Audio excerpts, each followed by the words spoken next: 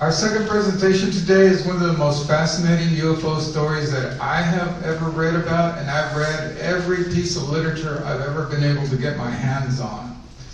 And as Steve Androska was saying a while ago, it's so fascinating to go to the small town of Aurora and actually stand at the cemetery, at the gravesite, where this being from outer space crash landed and the townspeople buried him there. And you can see actually a state historical marker. I'm sure Daniel will show pictures. You can see a state historical marker that says that there was a spaceship crash in 1897 that the townspeople buried the occupant of the spacecraft there in that cemetery.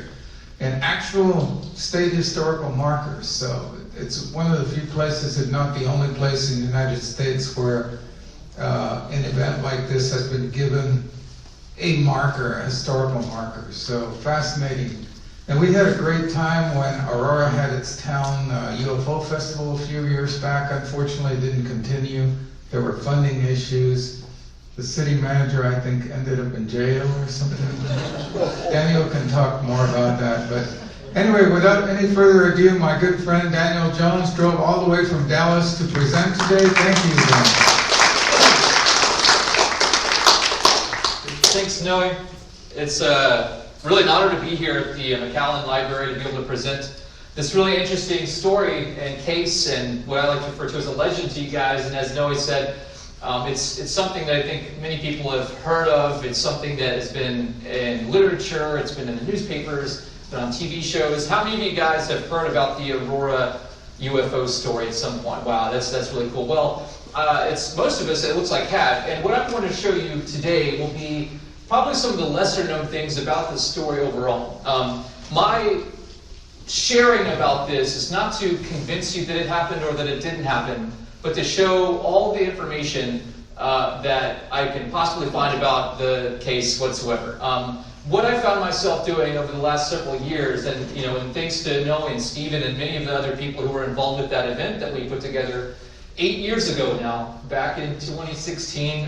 It's hard to think that that we were able to pull it off, but like Noe said, it's probably the one only ever that we might be able to have had, where we got together with a bunch of people, like an event here, and it was more of a conference. We had Jim Mars there, a year before he unfortunately passed away. And at the time, he and I were working on a project that was going to be a publication about the Aurora UFO crash from 1897. And so after he had passed away, it wasn't urgent for me to jump right back into it. But in recent times, in the last several years, I found myself getting back into it and finding a ton of other things that I wish Jim knew about. And so it's kind of been an exciting journey of research. And so my attempt has been to preserve the cultural history of the legend and to share all the different ways it's been showcased in every form of multimedia and any medium that I could possibly come across. And if you guys have been keeping up with the UFO issue lately, there's a lot going on. There's a lot of people who've come forward. The government and Congress are involved.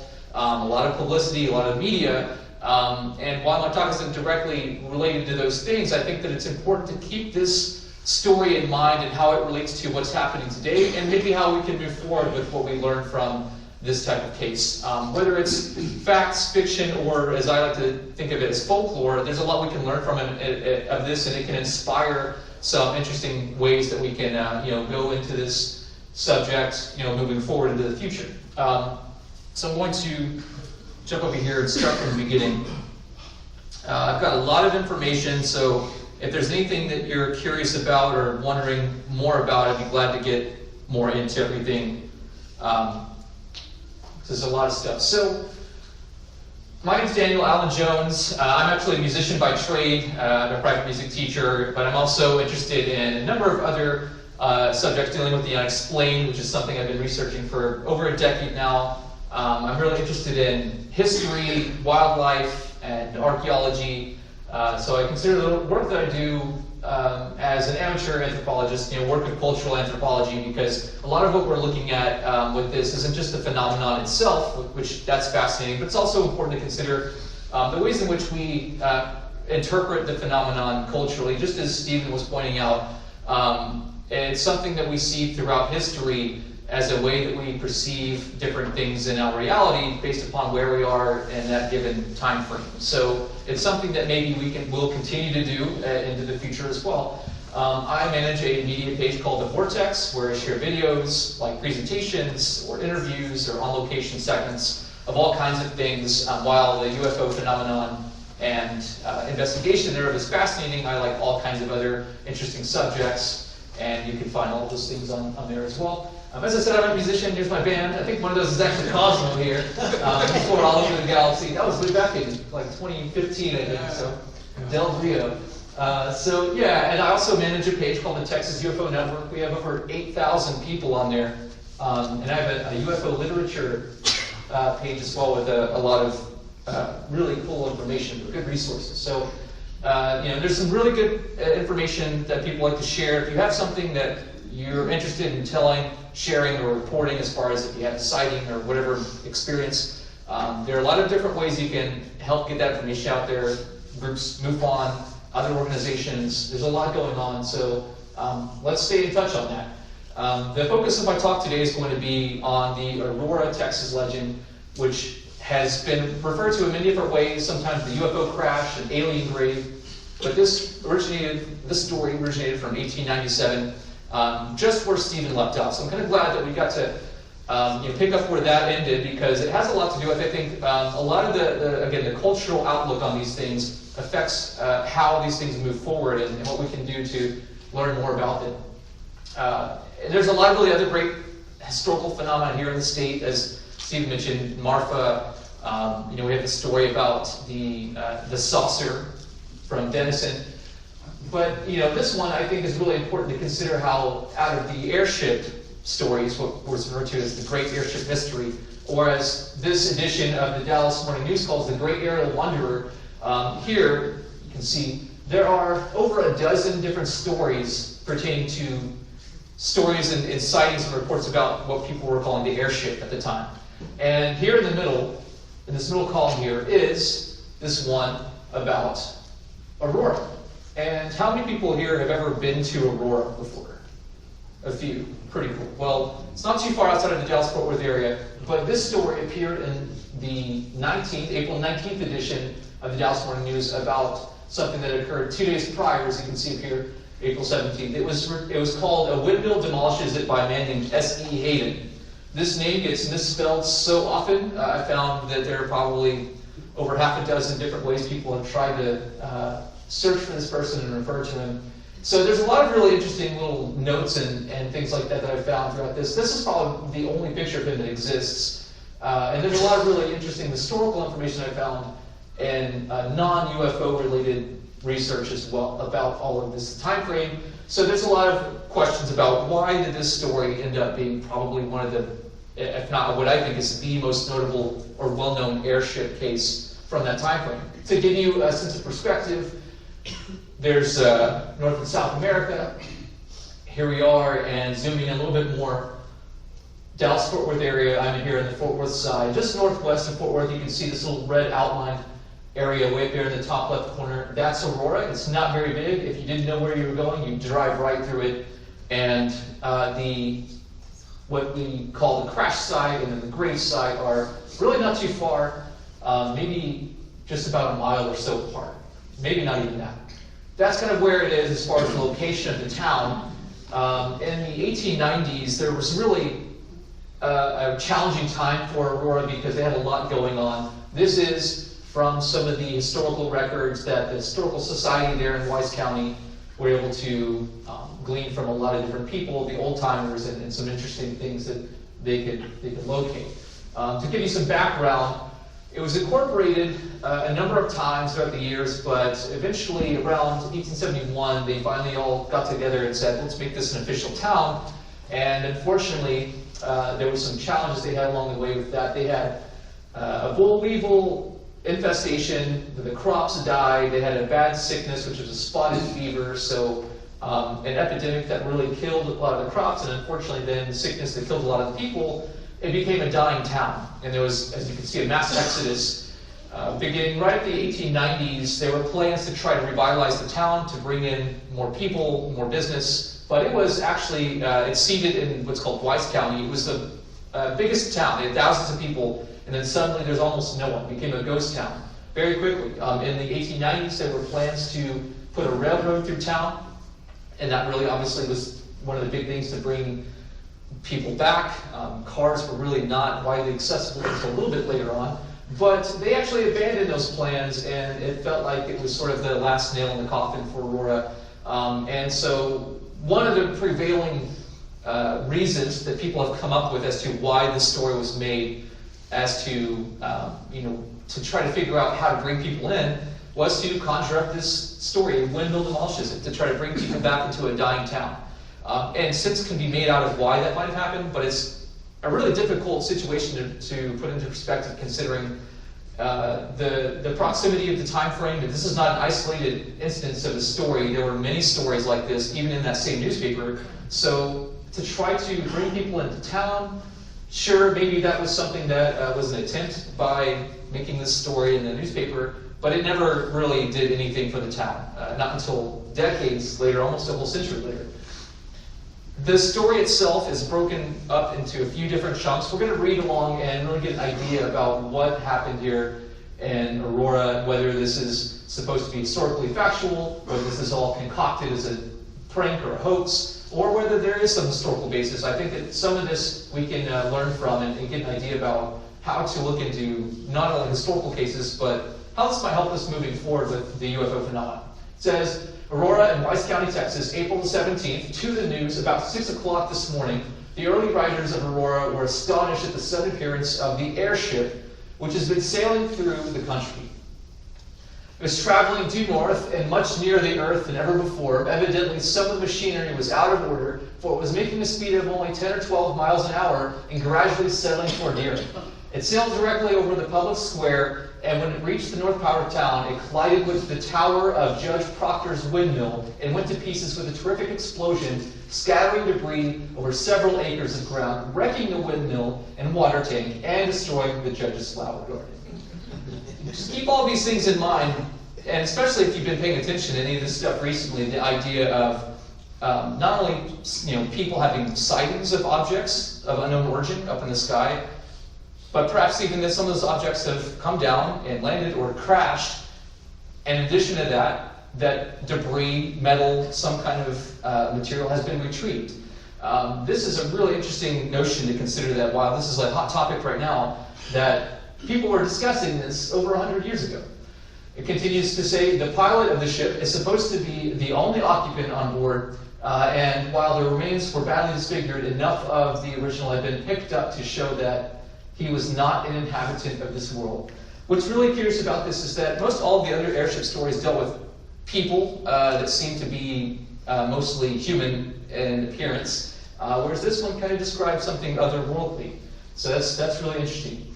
Mr. T.J. Weems, the United States Signal Service officer at this place and an authority on astronomy, gives it as his opinion that he was a native of the planet Mars. Papers found on his person, evidently record of his travels, are written in some unknown hieroglyphics and can not be deciphered. Very similar to what we heard Stephen describing in some of these other historical cases, where there's some unknown pictograph and writing that people just didn't know how to make sense of at the time. The ship was too badly wrecked to form any conclusion as to its construction or motive power. It was built of an unknown metal, resembling somewhat of a mixture of aluminum and silver, and must have weighed several tons.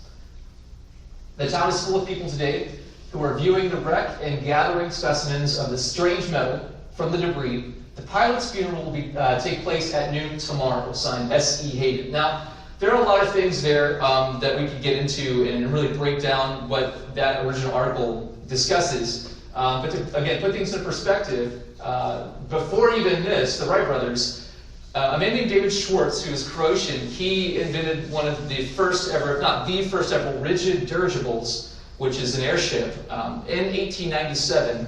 Actually, leading up to 1897, it was tested. He had actually passed away, and his model was tested at the end of 1897, and it actually crashed. And this is not in any way part of the mystery airship saga or phenomenon, but rather a very conventional aerial issue that David Schwartz invented this rigid airship.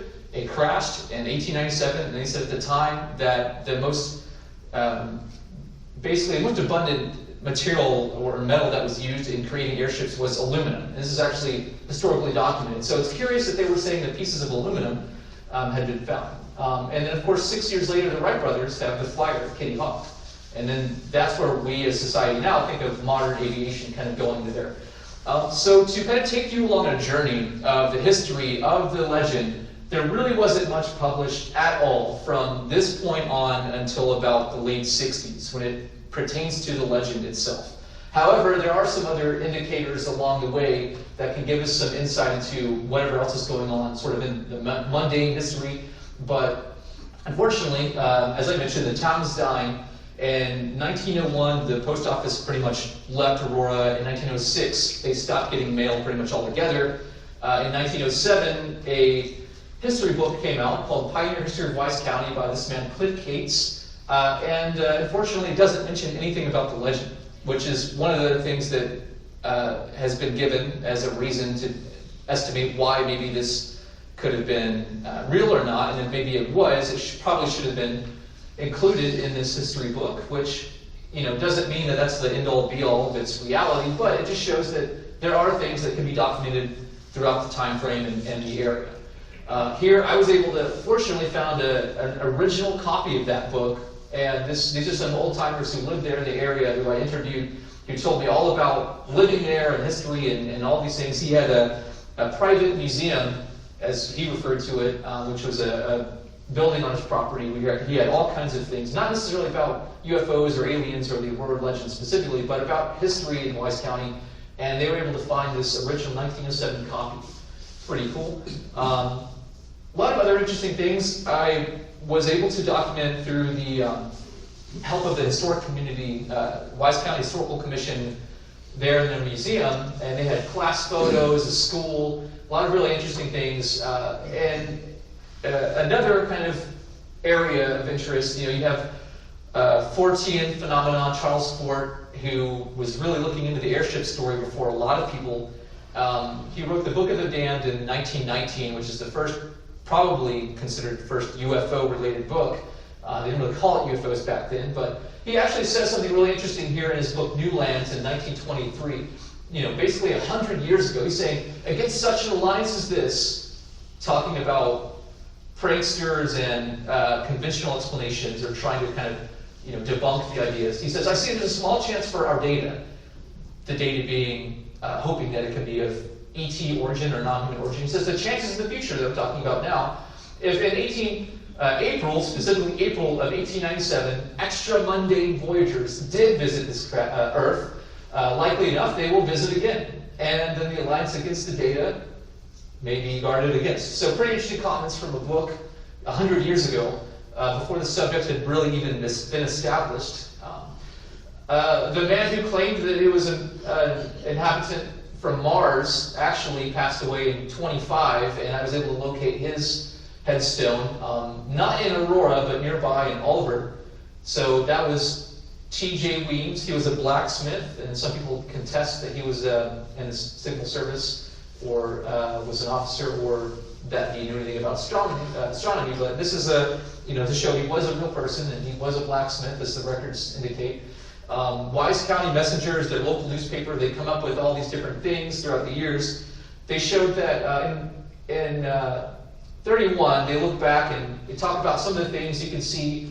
They had cotton yards, schools, drugstores, lots of saloons and things like this. In 1939, Texas Highway 114 goes through Aurora, and that's actually when it helped bring people back in, many decades after its decline.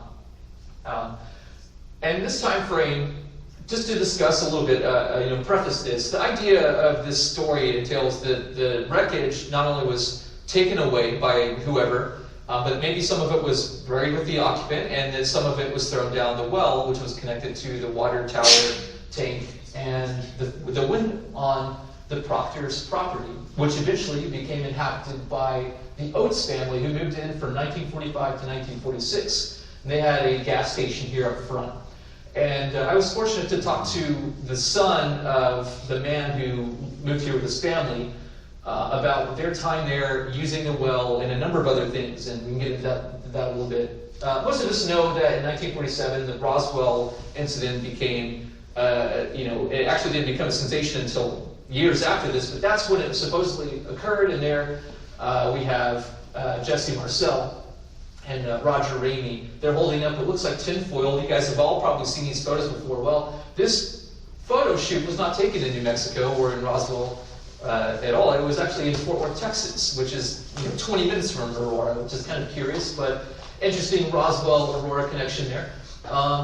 And some of the interesting things I found through the historical records at the museum dealt with interviews and a paper written by Harold Bost in 1950, which talked about what life was like for Aurorans, as they're called, in Wise County, leading up to the 50s. And there were interviews with people who lived in the town and residents, but not any questions about the legend itself. Nothing about a crashed spaceship or anything dealing with an alien or anything like that. The closest thing to that at all is when Bost is asking these people about if there was a newspaper. And some people say, yes, there was an Aurora newspaper, because the idea might be that S.E. Hayden was a writer for the paper, and he wrote for not only the Aurora paper or a Wise County paper, but then that was also relayed and reported in the Dallas Morning News. And so that could be a way that people considered this story got brought about and eventually made the news a few days later.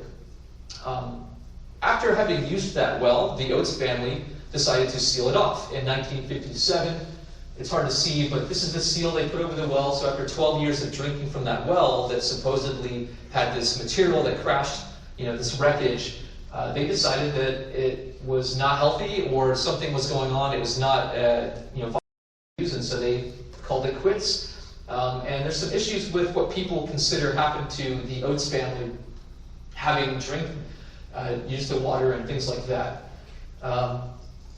Several years later, there's a lot going on, but this is kind of interesting. It says, don't look for it on the map, it's not there. So it's showing some dilapidated shacks, not even any citizens, they're all gone. And so it's just a lot of the well-known parts about Aurora through history deal with how it basically had a mass leaving because of their devastation of the crops and then the sickness. And so not really much was known about the whole legend other than word of mouth and people talking about those things throughout the town. So in 65, Edith McGee's wrote the saga of Aurora, and it's kind of a poem of sorts. It's got these stanzas, but nothing about the legend. It doesn't have anything to do with the spaceship crash or the spaceman, as some call it.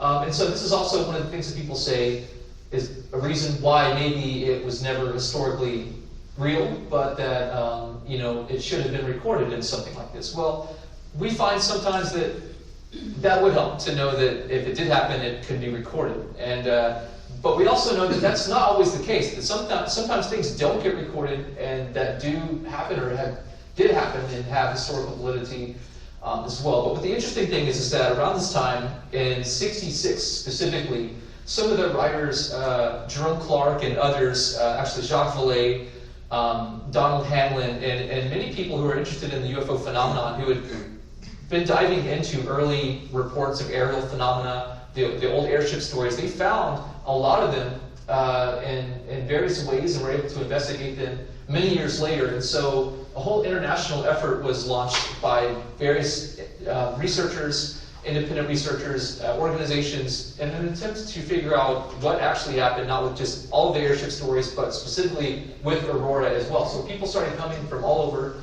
to go and look at the sites, the alleged crash site, the grave site, all those things as well. And there's a lot of media coverage that started in about '66 in the Houston Chronicle, and then subsequently most all major publications after that. There were several books. It became in the news. You can see tragedy in Wise County. There's Brawley Oates, the man who moved his family onto the Proctor's property.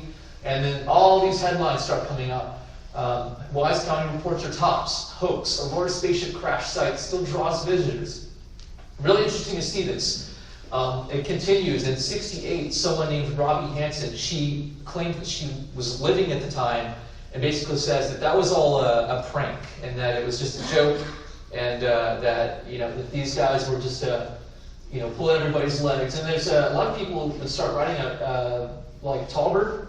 Frank Talbert wrote for Dallas Morning News. He had Talbert's Tales and all these different things, Talbert's Texas. And he was pretty interested in it, but also was not satisfied with the available evidence to suggest that he thought it was real. So he would kind of deny a lot of it and kind of debunk what he could, but ironically, he publicized it more than most writers did.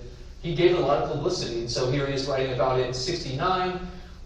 Rosalie Gregg was part of the Wise County Historical Commission, and she started getting mailed all the time. She kind of became the go-to person for all of the people interested in the story, and she would just outright deny it. She says, a lot of these things in a way that would not give satisfying answers to people who were curious about it. Again, Talbert talks about how it's a hoax. In the Aurora report in the 70s, it became a national news sensation. This is what's really interesting. Jerry Flemons, another writer in the paper, he wrote about it in many different things as well. Once Upon a Time in Aurora is actually a really good foundational piece that helps establish a lot of the basis, and talks about how people refer to it as the spaceman, his spaceship, the Martian, and of course the Pioneer History of Wise County was republished, and so people started looking back into that. Around this time, actually, UFO researcher and author Kevin Randall actually went out. He's one of the first people who came out to Aurora, and he pretty much assesses that the whole thing was a hoax, but he talked to very specific people and only looked at very specific sources and resources, and I think that that's good to do, but again, these are just things that I think everyone has a different opinion on, and depending on the information they gathered, that's kind of how they formed their views on it. In '72, more's coming out. There's Brawley. He's kind of hiding his hands, which you'll know why here in a little bit. There's some issues with what happened to him health-wise. There's an article, Martians didn't crash into Aurora Windmill. And depending on who's writing it and the paper and the area, they had a different slant on sort of how they interpreted the whole thing. And then in '73, the International UFO Bureau, which is now defunct, but headed by, at the time, Hayden Hughes, descended upon Aurora with their whole investigation group, along with MUFON at the time, and aviation writer for the Dallas Morning News. Of the same paper, the original article, he came out and investigated it. He started writing a number of articles. And you see all of these headlines. There's a number of headlines, different views, and it just keeps going on for months. All of 1973, this is not just Texas, this is like national news. So to think about how now we're hearing in mainstream media, on various news channels and online, people are talking about crash retrievals and government secrecy and cover-ups and UFO technology and non-human technology and things like this. These things aren't new. They were being discussed at least 50 years ago on a wide scale. Maybe now we have more people and more eyes on the subject, but it would be nice to think that this is a new topic. And so it's something that I think helps give us insight into the nature of what's happening now based upon how we dealt with this in society over the years, at least here half a century ago.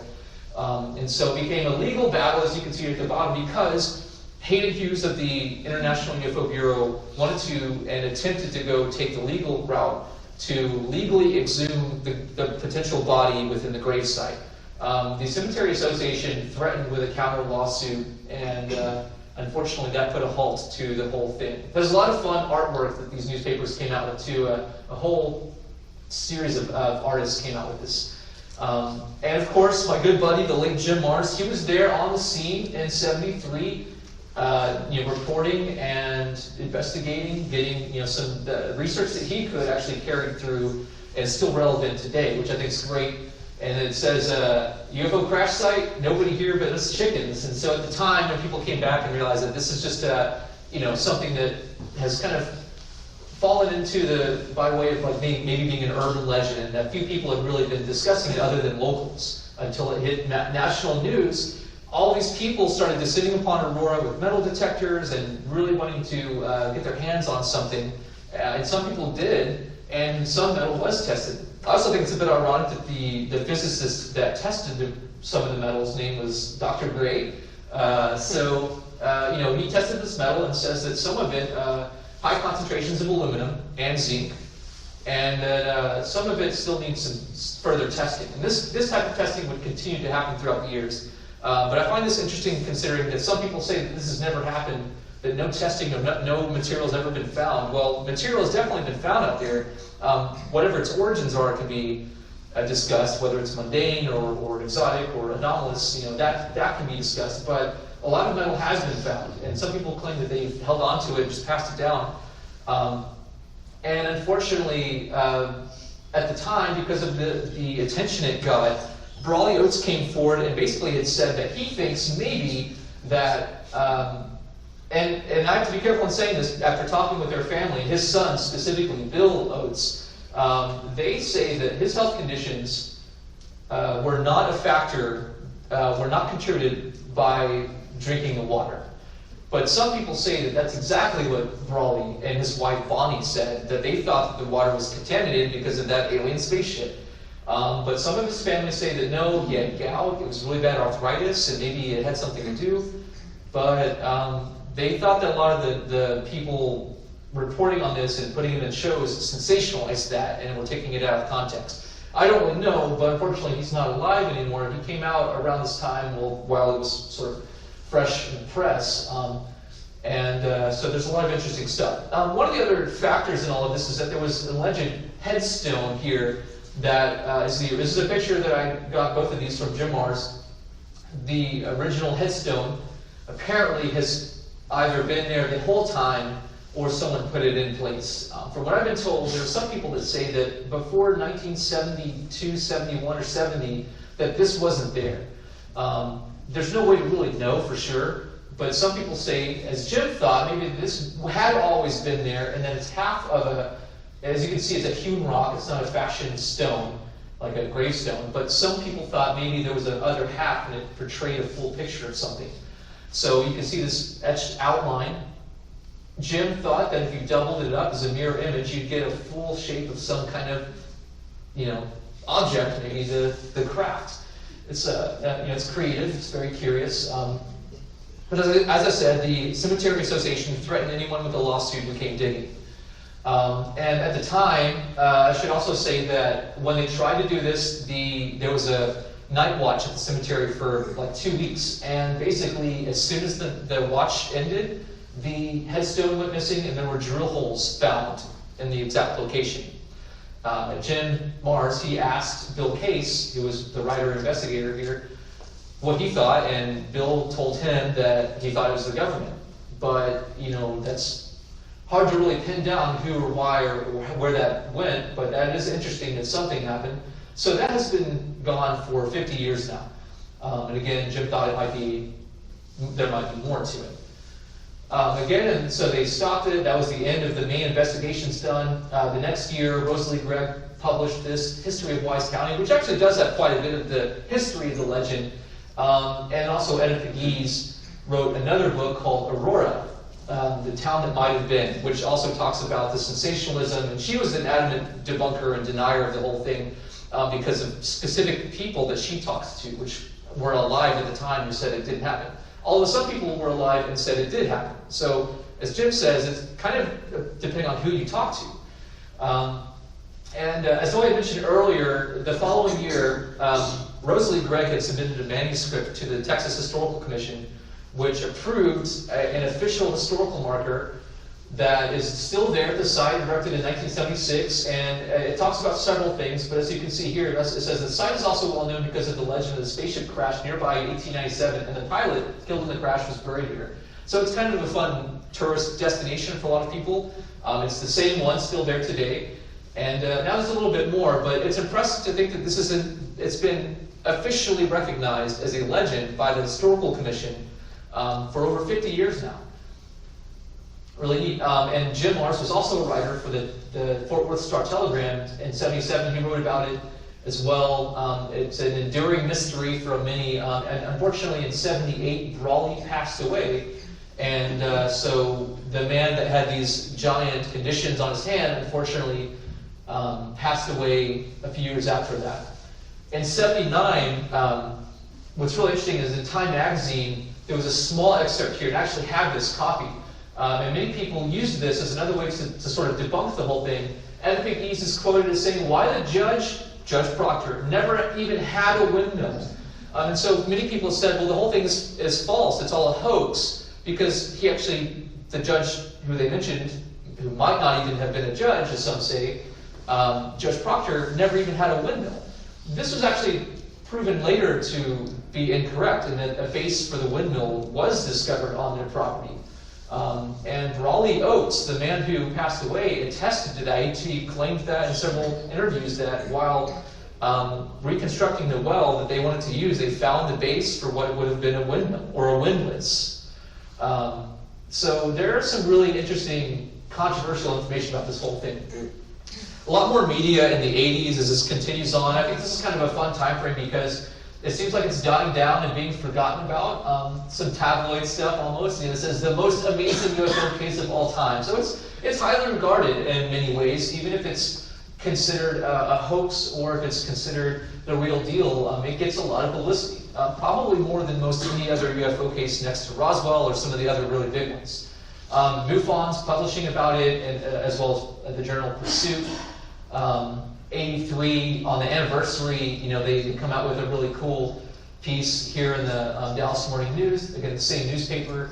84, Skeptical Inquirer writes about it, and what I think is really important in 85, this is when you kind of have a lot of people writing to Rosalie Gregg, who again, she became the main person through which all this information became directed. She would reply back to mail by just saying it was a hoax. And that's pretty much it. And maybe copy along some original articles and things, but she really wasn't interested in entertaining a lot more than just, outright saying that it was a hoax.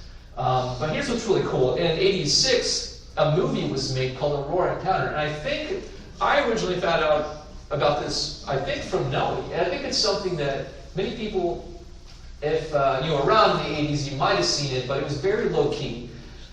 It was kind of like a knockoff of E.T., which it rode the coattails of because it came out a little bit after, and very similarly, it also was sort of a nice alien movie where the bad guys are actually like the people, and so without giving too much weight, you can watch all of this on YouTube. I was able to find a theatrical release movie poster, and I bought it, and the cool thing was the description didn't say this, but when I looked closely, I saw some writing on it, and it actually was signed by the boy who played the alien. His name was Mickey Hayes. He had progeria, and through the Make-A-Wish Foundation, his request or wish was to be able to play an all-other movie. And some people might think it's weird that they had him play the alien. Well, that's what he wanted to do, and he got to do it, which I think is awesome.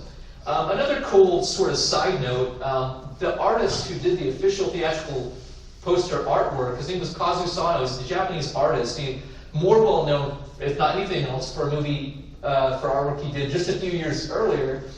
He did Star Wars Return of the Jedi. So if you've ever seen this artwork here, he did this. And then after the success of Star Wars, of course, naturally you'd go on to do Aurora. So I thought that's pretty cool. More news. There's a lot of interesting articles because the way that the movie came out, it of course got interest again through all these different news outlets, and depending on their rating or review of it, they'll say different things. New movie digs up bones of spaceman legend. New movie revives legend. By the way, the movie is wild. It's not it doesn't stick to the script, so to speak. It kind of takes a lot of liberties. It's fun, but it's a cheesy B, maybe C film. No close encounter of any kind. This person obviously didn't like the movie, or paced well with kind and charm. So again, depending on who was reviewing it, they liked it or they didn't, and that can influence people's views on things, just like how that works now.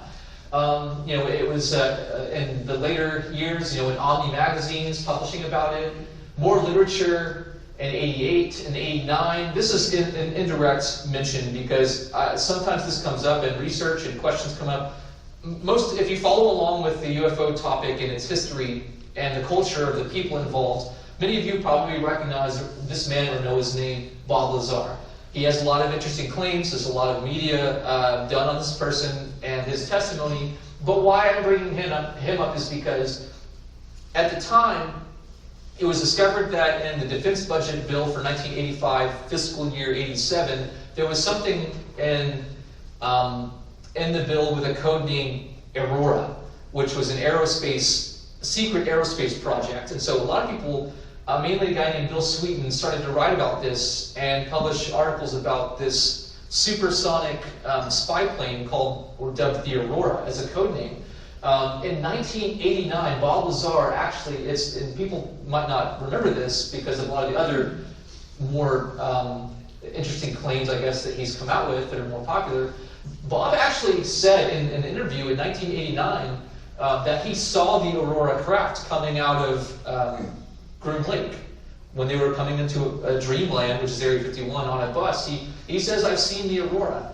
So the idea that there's a super secret plane called the Aurora is also curious, because people kind of wonder, was there inspiration? Maybe was there something there? Now, obviously, I don't want to insinuate anything and sort of try to drive a speculative notion that that's why it's called that. But it is curious to see, when you're doing research, all the other things that are tangents off that come up, and in relation to these types of things.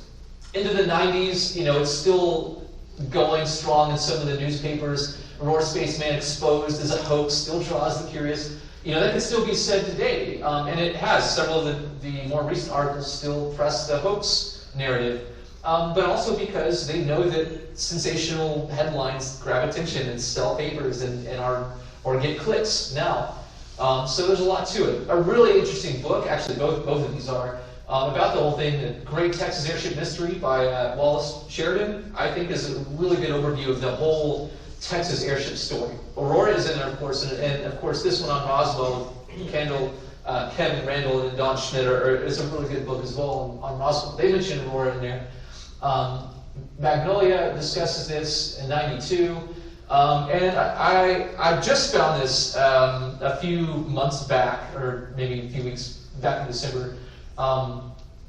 Mickey Hayes, the boy who played the spaceman, passed away on his 20th birthday in 1992. And I found his headstone in Livingston over near Tyler. And it had a picture. I kind of looked and I was like, oh, that's actually him. And then there's a lot of resources when it comes to research, a lot of things that I think are helpful to know about. I use a database called Historic Images, historicimages.com. You can buy press photos, and I do this with a lot of things, but specifically with Aurora stuff. I try to get what I can. I was able to procure this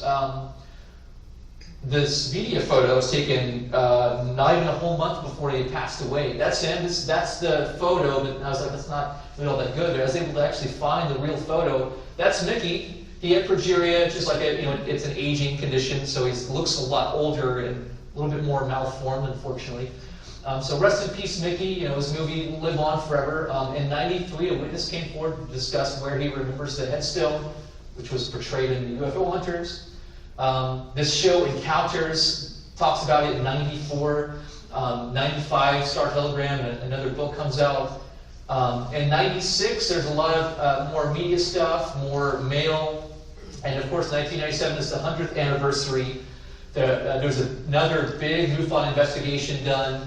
A whole file, you can find this whole file online. It's like 200 pages of things by John Schuessler, who is a major investigator of this whole thing. Of course, Jim Mars comes out with Alien Agenda, which includes a whole thing. This is actually how a lot of people found out about the case. Jim wrote a lot on many different things. This is one of his most well-known books, but you can still get it. It's really interesting, still holds up in a lot of ways. In '98, the Texas Folklore Society had a meeting, and someone came up and proposed a monument, but most of the people there kind of laughed it off, which is kind of funny considering now. Fox News did a special with Jim, and there he is drawing his the headstone that he thought was two pieces. And I'm going to kind of fly through a lot of the next ones here because we're getting into the sort of modern era. Wise County had another UFO sighting, recent, and that time frame recent, to kind of talk back about the original one. Jim Mars actually taught a continuing education class at the University of Texas in Arlington on aliens and UFOs, or specifically the UFO subject, as well as the Kennedy assassination, which his first major book was about. And of course, his textbook was Alien Agenda, which included that part about Aurora. So he's discussing this at a university in the year 2000, and up until about 2007, actually. In 2001, a survey was done in the cemetery, and unfortunately, no plots were found for Hayden, which was the person who wrote the original article. And it said that maybe he moved back or over to California, but still had a subscription to the Wise County Messenger. In 2002, this local couple, the Durdings, actually started a business called Area 114 after the highway that went through the town. Highway 114, kind of a play on Area 51. They called it Area 114. It was a little novelty shop with mugs and hats. And they opened up. Here's an article, and here is the tree that they're showing to be able to kind of give people an idea where the grave is as well. In 2002, Jim Marrs published a documentary he produced this called Aurora, the UFO Crash of 1897. And after he came out with this, got a lot of attention at the time. People came forward, like this guy in town, saying, "Oh, I have some metal. I have a pendant and a shoebox full of it." So even after the fact, people still come forward. It's something that happens if you produce some kind of work. Usually, even though you get all the stuff you can in there, whether it's a book or a documentary, people will find out after the fact and say, "Hey, you know what? I also have this, or I had this happen." So, we later went back and added some things into it. More literature, and of course, Aurora Encounter makes it to DVD finally in 2003. 2004, Jim's talking about it at a UFO Crash Conference. Another interesting airship book. In 2005, one year we had John Greenwald come out. He does the Black Vault. He's been doing this for years. He came out to the Edinburgh conference. In 2005, he was actually asked to produce a documentary for the History Channel on their show called the UFO Files, and they did. They had this called Texas's Roswell. And so he did an investigation, and he talked with Jim Marrs, he talked with Hayden Hughes, and a few other people there in town, but they couldn't get access to the well site. And so a few years later, the History Channel had some other plans underway. 2006, Coast to Coast is talking about it. This guy, Ryan Wood, wrote a book.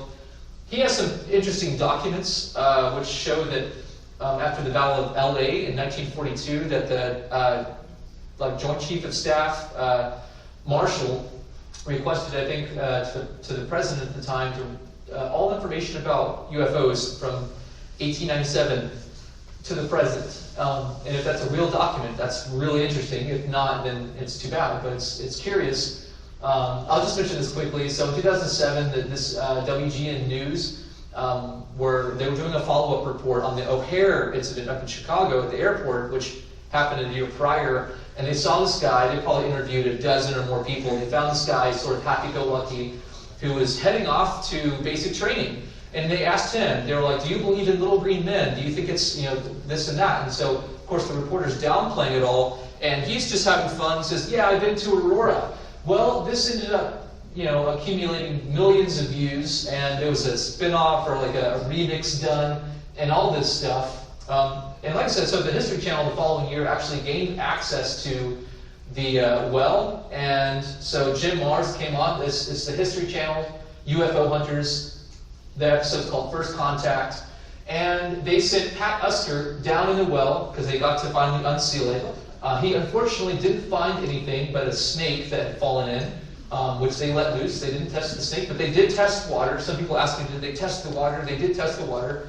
I don't think they found anything extremely unusual, but they also found embedded metal around the ground, around the grave, in trees, and they did ground-penetrating radar over the gravesite. And they did discover that there is a small child-sized grave over the alleged gravesite. They couldn't determine the contents. So this right there refutes so much of the things that many debunkers had said. Now, it doesn't mean that an alien spaceship actually did crash, although who knows? But the idea is that a lot of the things with modern technology, and again, this is over 10 years ago now, people say, why don't they just go, the biggest question is, why don't they go dig it up? Well, the thing is that it's an active cemetery even now. But it's something that with modern technology and ground-penetrating radar, they can show that there is something. Whatever it is, we don't really know. So that was another really big way, was the UFO Hunters TV show their episode on it really got a lot of attention and sort of helped make that more widespread, reaching a lot of people on network television. More interesting things on the news. This book is really good for Texas UFOs. It's probably one of the best books out there. 2010, more books. Roadside America has a whole website about it. And finally, in 2011, with the success of a lot of the other things that the History Channel was doing, they came out with Ancient Aliens. How many of you guys have ever seen Ancient Aliens? Probably like everybody in the room, right? Cool. So they did one called Aliens in the Old West, which pulls a lot from the material that Stephen was just talking about in Noe's book. That also Jim Mars was on this a lot, this episode, quite a bit. And what's really interesting is in 2012, a new gravestone marker appeared. And this is really important because people will see this picture a lot, and they'll think that's the original one. It's not. This is a more recent one. It's not the current one, but this showed up in 2012, and the next year it was still in. So it's hard to really think about how they were trying to be respectful when they have no idea who's doing it or what or why. Or if someone in town's like, we don't want the attention and we're just going to take it away. There's a lot of ideas of why this is happening. This guy, George Jennings, has written a lot of books. He did write one on Aurora. I got to meet him a few years back. So another book, one of the few books specifically about Aurora out there. It's not very long. 2014, more news, more books. There's a lot of fictional books that takes the Aurora story and kind of spins it into something. So a book specifically about it, but it's a novel. And of course, as you guys just heard, this one, another really incredible book of cases from reports dating way back. And it's another book that showcases it in its historic fashion in a way that is contextual with the other things going on at the time and other related phenomena. I think it's great. So get a copy if you still got some. This book's like highly coveted. It's hard to find sometimes. And then 2015, a new headstone was put into place after some excavation in town. It was officially, well, it was unofficial, but it was kind of done by officials. So that's about this big. It's still there now. They just decided that's probably not light enough, weighs enough, it's heavy enough that it's not going to just be picked up and taken off. At the same time, the city officially embraces the imagery of the story and the legend. This was their official city logo from 2015 up until more recently. This is the official city card of Dr. Tony Wheeler, who was the city administrator. There she is with her buddy, what I like to say is their kind of official mascot, Ned. She called him Ned. Who in here, if you know anything about Aurora, has heard that name in association with the alien Ned? So probably not many, because this is where it came from. A lot of people I've talked to from all over and online and events, they'll refer to him as Ned. But the funny thing is, most of those people have no idea where that name came from or why. When Tony was a little girl growing up in Aurora, the old-timer who was at the cemetery watch told the kids about the story, and his name was Ned. So she affectionately named this little dummy Ned, and so he got blown up a few years after that. I went into the city, a historical planning committee meeting, actually with Jim Mars. It was perfect timing. They decided that they were okay to move forward with plans to do an event, to historically, commemorate an event to recognize the historicity of the whole thing. And of course, the next year, we're going up there, looking around, planning some things out. Sort of candid shots, because at the time I never really thought much about doing anything like this, because unfortunately Jim passed away a year after that. Here we are, we're getting some shots for the news, Fox News. And then of course we planned the first ever, and maybe only ever, Aurora alien encounter. Really good event, as far as I can tell. Everyone really enjoyed it. It was a full house, nearly 400 people were there. Here, which is really cool, I think that we're all here. Noe, Stephen, myself, I think one of Noe's friends came along as well, and then Travis Walton of Note. He's the person who has the claim that has turned into the movie Fire in the Sky. So when we were in Del Rio earlier that year, I said to Travis, said, "Hey, would you ever be interested in coming to do anything in Aurora? We're trying to do an event." And I thought he might not have any idea about it, he might not know where it is. And the first thing he said was, I've always wanted to go visit that alien's grave. And so that was so cool that he actually knew about it and wanted to come, and it was a good time. And of course, Ned is making the news, and it was in the newspaper. And they decided, let's keep this going. They had a haunted house, which is kind of fun. And so there were plans to kind of go through and make an additional annual event to try to keep this going. And unfortunately, there were a lot of logistical challenges, and Jim Mars passed away, and so it got postponed and ultimately canceled.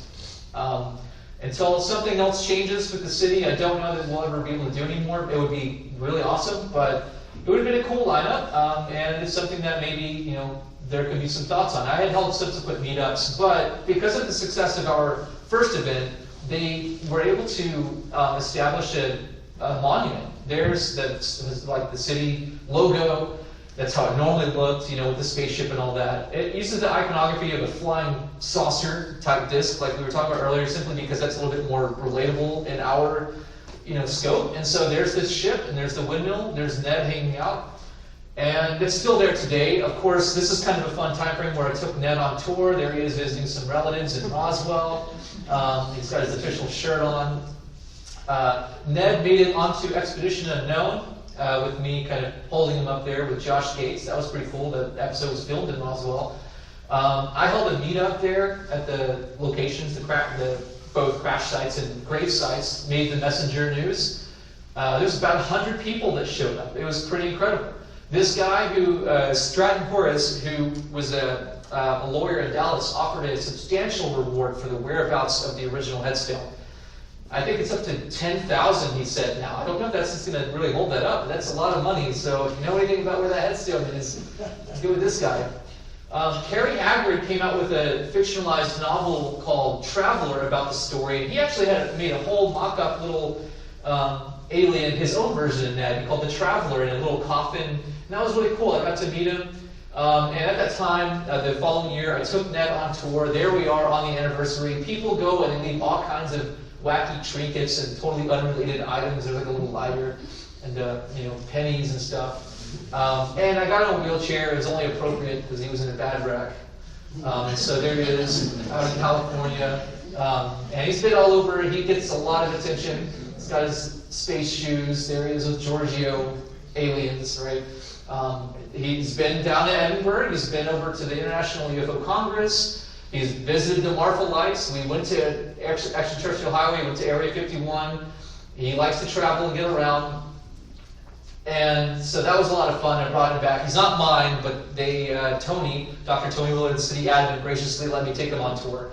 And I brought him back. And at the time, the following year, they had this really cool City Hall stone erected. They came up with getting back in this whole business of people who are interested in it, and they actually got Area 114 to be turned into a big party patio, they called it, and that's sort of one of the logos. They had Martian margaritas, smoking windmill barbecue, they had a stage, live music. It was a really great idea, and I think that it was something that everyone enjoyed. They even had, Ned had his own alien ale, Area 114, and I thought that was really cool that they went out of their way to do that. And Smoking Windmill Barbecue had their own meal called the UFO. It's like their top item. A lot of fun stuff. The following year, I did a news report with Spectrum News, who at the time they were looking at the UAP reports, UAP task force in Congress. There's a lot that's happened since all of that. And right after we did that, City Hall burns down. This is a picture right after that, pretty much not even a month later of that news report. And City Hall burned down. It was very mysterious, but what was even more weird and maybe unfortunate, extremely misfortunate really, was that it turns out that Tony Wheeler had gone rogue and had been stealing millions of dollars the whole time. And I think when she got caught, people seemed to think that she burned the City Hall down. So it's a huge thing. It says 65 at the time. That was the only amount that they could come up with. It's way more than that, unfortunately. She stole a few $1 million. The next year, the Smoking Windmill Barbecue is the only business that's relevant to the whole theme. It had to go down the road because that whole Area 114 party patio got seized by the county because she was a financier of the whole thing. And so kind of messed up a really cool idea. It's too bad. And I also found out that it seems like Ned was probably in City Hall when it burned down as well. So now he's getting like 2 bad fiery tragedies. But they got Smoking Windmill Barbecue is a really cool place now. They also do live music. I did a live stream on the anniversary there at the sites. I found out the Roswell UFO Museum actually has they redid their whole museum. They have a little plaque specifically dedicated to Aurora, and you'll see this here. It's like using the wrong headstone, and I told them that. They said, "Well, that's just what we had." I said, "I have a picture of the original, and so there might be a chance to get an original picture of the headstone at this now." So getting closer to today, I threw a little mock-up of a new Ned. I got him over there. We dug him up for you guys just this weekend. I like to call him Jimmy Mars, of course, because my friend Jim, but also they said he was from Mars. I talked to City Hall last year or 2 years ago to see where they are. They eventually had to get a lot of stuff redone because of the whole thing. Last year I went to and the year before I went to Wise County, the Heritage Museum a lot for research. They had a really cool section on Aurora stuff, original documents, original newspapers, all this great stuff. Unfortunately, last March, it too burned down. I don't know what it is with this thing. I'm not trying to connect to these dots here, but it's very tragic whenever history of any kind is lost. So it's gone forever. All of it, not just the Aurora stuff. I recreated that historical photo. I tried to, it's not in the exact place as you can see, but I did that on the exact date, June 14th, 50 years later, before that headstone went missing. I wrote an article for the Roswell Daily Record about science and the search for extraterrestrials. I did mention how Aurora and Roswell are sort of in the mythos of the lore of this subject. I presented on this subject at the Roswell Festival. One of the guests at the festival was Congressman Tim Burchett, who, without being prompted to, he was like, the Congress is a really big thing right now. And I'll just wrap up in saying this, is that without being prompted, he said this subject goes way back. We've got cases like Aurora in Texas that talk about a crash with an alien in the 1890s. So he knows about this story, which I found really impressive. And fortunately, a few months ago, there's a new city hall, new city council, a new sort of rebrand. You can see they took the spaceship off. They're not really in favor of the whole thing, mainly because Tony was the one behind that. It was really they just don't like Tony. But they got a new city hall. They have a piece of the World Trade Center, instead of the 9/11 memorial they put into place, which is really, really cool for that. And then at that event, I talked to Bill Oates, the son of Brawley Oates. He says, "I drank from that well for years, and I never really had anything happen." Most of that stuff about his father was sensationalized, so that's what he says. This is what the well looks like today. It's covered up with a little gate piece and some, particle board, and then a big rock that someone has put some flowers on. All that stuff gets cleared off periodically. That's what it looks like today. My big announcement also, in addition to this research, is that it's going to be featured in a publication that will be interactive, which will have a lot of resources to coincide with an encyclopedic database of a website that I put together called AuroraLegend.com. It's going to have everything that I presented on, way more, as a sort of in a Wikipedia fashion that you can link between every page and everything. So I'm excited to be able to share that with you guys. I want to make sure that you get to hear a lot from Noe as well. We're going to have a panel at the end. If you have any questions or anything you'd like to share, get with me afterward. I want to make sure we stay on schedule. But like I said, my book coming out is going to be Aurora, a Texas Legend from 1897. Hoping to get that out pretty soon. But keep in touch. Like I said, AuroraLegend.com. And I want to make this available for you guys because this is about preserving the cultural history of the legend. And again, I'm honored to be sharing with my friends and colleagues here. So thanks for your time, and appreciate you guys coming. Thank you very much.